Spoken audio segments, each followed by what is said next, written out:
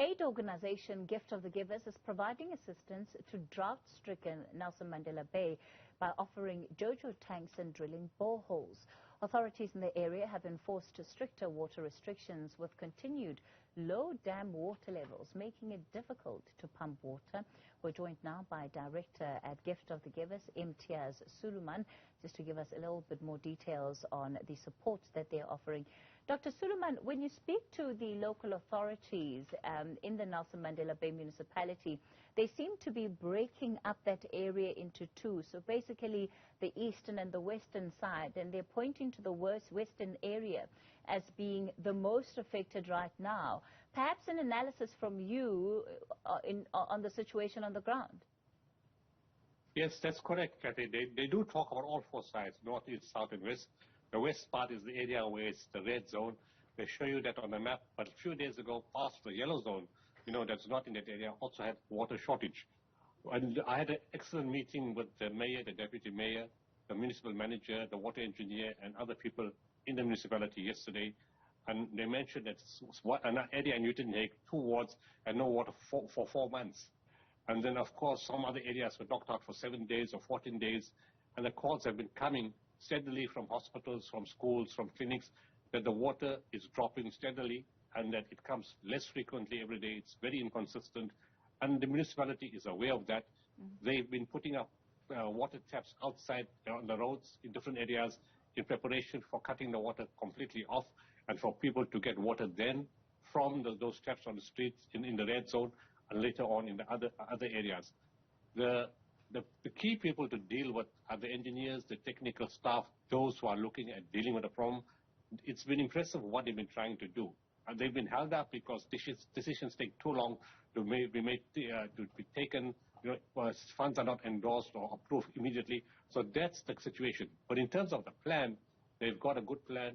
And after that meeting yesterday, they brought all the technical staff this morning to the hotel where I'm staying, and we had a very, very good discussion as to what we can do in a combined manner. It's important that everybody has to work together, the corporate sector, the municipality, and those like us offering help. And I think working together, we will achieve quite a bit. One of the things that they're pointing to as a more immediate intervention is the drilling of boreholes. At this point, not really being clear on the details in terms of how many and whether these are going to be communal boreholes or is it going to be boreholes on people's private properties. As Gift of the Givers, what are you doing in that respect?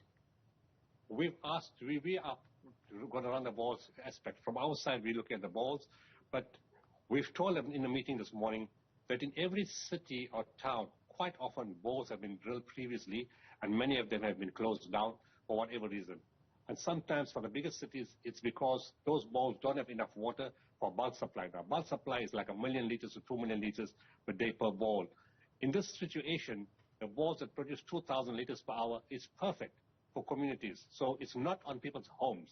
They have to be either in a school, a hospital, a police station, some safe area where they can be protected, and at the same time you can run pipes to the fence and provide water to the outside. The meeting was excellent this morning. In the next hour, we're going to get all those type of boreholes that have been closed for some time now, and the GPS coordinates as to where they are. We want those boreholes, and we want to see the yields, and we'll put the pumps inside those boreholes. So instantly, in a day's time, all those boreholes are then functional and they have water for the community. In areas which are water deprived and they don't have the same boreholes that were previously drilled, we can start drilling those areas. We already busy with the first borehole. We came in on Monday night, Monday afternoon at 3. At 5 o'clock, we would start drilling. We reached water at 180 meters. Unfortunately, because of the drought and the groundwater level being low, very low, we have to drill very deep, which takes much longer. And so the drilling of boreholes is one part of the program. And taking existing boreholes, drilling new boreholes, and then the other thing is providing them Jojo tanks. The reason for that is multifold. When you go with a water tanker and you wait for people to take water, it takes too long. The water tanker could go up and down a few times in the amount of time that is parked off and waiting for people to take water. So you fill up Jojo tanks in the area, and the other advantage of that is if somebody's gone to work before the tank came or comes from after work after the tank is gone, they are always deprived of water. It causes community tension, it causes anxiety, but if there's Jojo tanks there and they fill few times a day, It makes it much easier for the people. And then the next thing we're looking at is providing them water tankers. We've been offered water tankers with a 34,000 liter capacity, to carry more water to bigger areas faster. And the last point, we've told them that if they have a pipe or a motor or a pump for something that's not functional and it takes too long to get it approved through the municipality processes and the cost is reasonable, we don't mind paying for that to speed up the process of water delivery. Dr. Imtiaz Sooliman, let's leave it there for tonight. Certainly a lot needs to be done to ensure that residents are really cushioned against the full blow of what is a looming day zero in Nelson Mandela Bay.